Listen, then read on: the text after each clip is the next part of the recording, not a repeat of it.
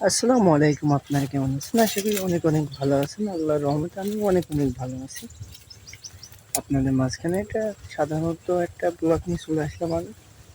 আপনারা দেখেন যে আমার পিছনে গালা, এই গালাটা বেশি দূরে না, রাস্তায় থেকে একটুখানি এই ২-১ ডিগ্রি পরে এই গালাটা হলো ছোট।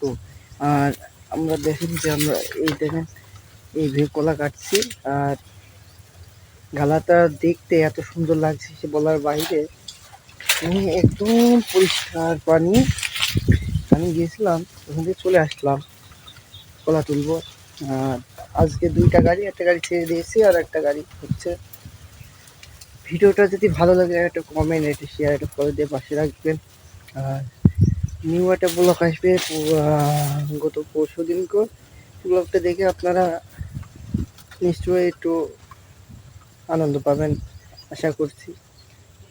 আর মূল কথা হলো এই দেখেন এই যে বাগানটা কত সুন্দর দেখতে।